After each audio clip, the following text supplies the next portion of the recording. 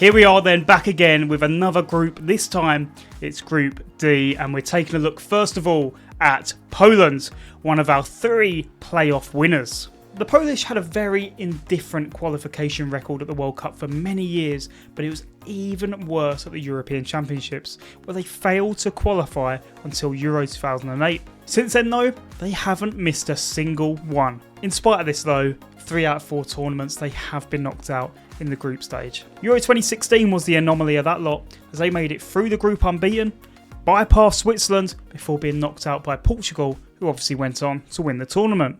In terms of how they qualified, they were one of the 3 playoff teams to make it through. But before we get to that, they were drawn in a group alongside the likes of Czech Republic and Albania, both of whom ended up finishing above them, which meant Poland couldn't qualify directly. And like I say, they had to go through the playoffs. In the semi-final of the playoffs, they played Estonia, and they made light work of it too. They beat them 5-1 in Krakow. In the final, they played Wales, a match that was incredibly close, 0-0 all the way through, extra time and then to penalties, where Poland prevailed. Their coach is a man named Michał Probysz. Following the sacking of Fernando Santos in qualifying, Probysz was promoted from his job in the under-21s to try and secure Polish qualification to the Euros. Just about did enough. Obviously, he had to sneak through the playoffs, and it will now depend on this campaign as to whether he gets the job longer term. Their captain is a little known striker called Robert Lewandowski. He has the most caps for Poland, the most goals for Poland, just overall Polish legend. He's now aged 35, and this is probably his last international tournament. And despite his goals record, critics will always point to the fact that he's never really carried Poland in the way that we've seen other players carry their nations. One of their other star men for me is Piotr Zielinski, of course, has been fantastic for Napoli within the last couple of years, was instrumental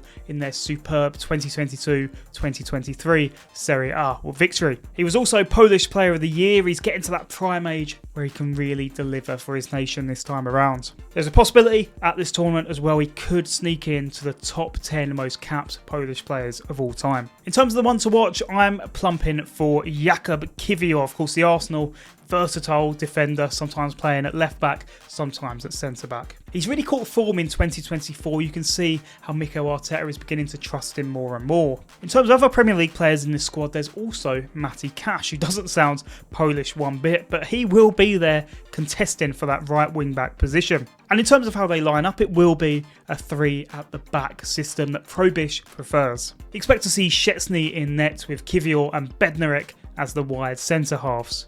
Frankowski is likely to be preferred to Cash, but rotation is expected. And Zielinski will be tasked with being the creative mind to find Robert Lewandowski in pockets of space. In terms of what they hope will happen is they qualify through the group, and then in the knockouts they're going to have to rely on Robert Lewandowski to deliver the goods up front, and maybe Szczesny to produce more goalkeeping heroics, more penalty saves as we've seen in the past.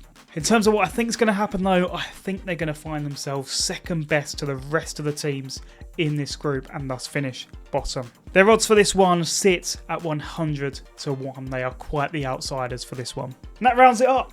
Let me know your thoughts on Poland in the comments below. Do you think they can get through this group? It's obviously a very tough one with the likes of France and the Netherlands.